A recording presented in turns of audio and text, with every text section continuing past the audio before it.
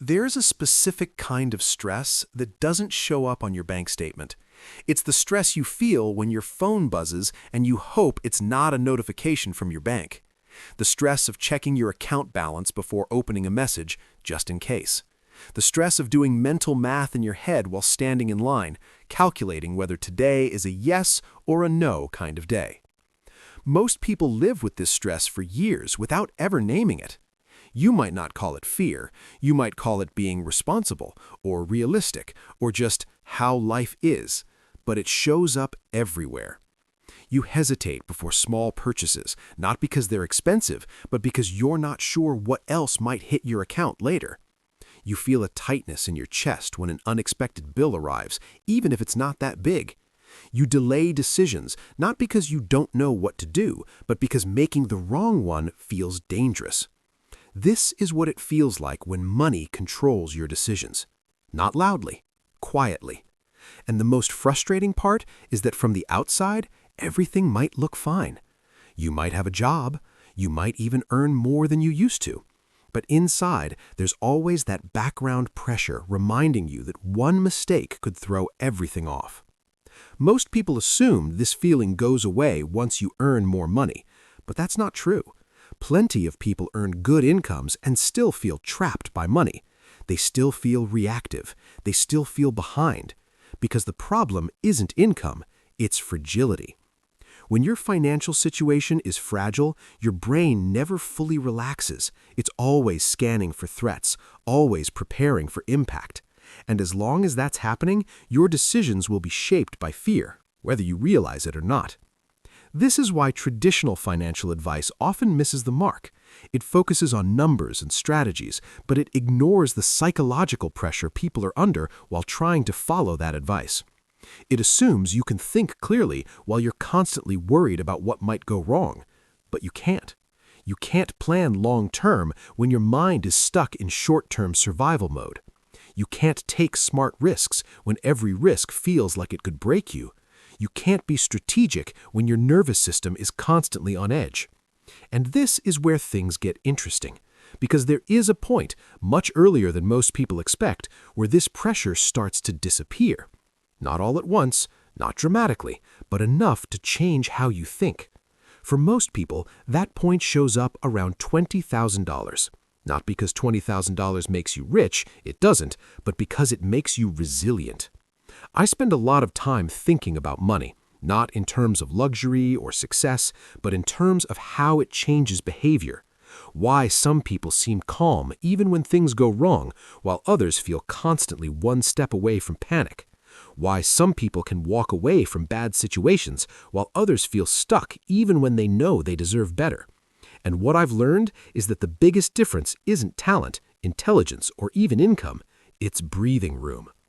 When you don't have savings, your life is lived on a knife's edge. Every unexpected expense cuts into your sense of safety. Every delay in income feels threatening. You might still function. You might still show up to work. You might still smile and joke with friends. But internally, your system is always braced for impact. This is why people stay in jobs they hate longer than they should, why they tolerate disrespect, why they accept bad deals.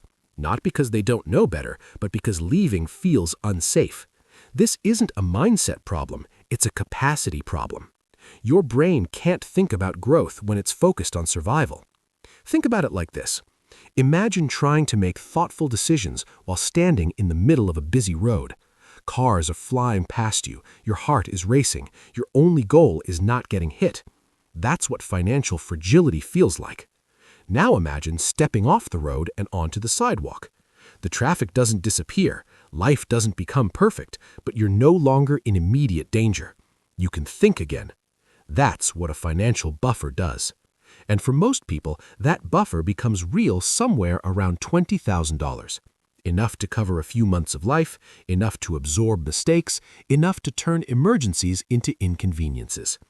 At this point, something subtle but powerful happens. Your brain stops asking, what if something goes wrong, and starts asking, what's the best move from here? That shift changes everything.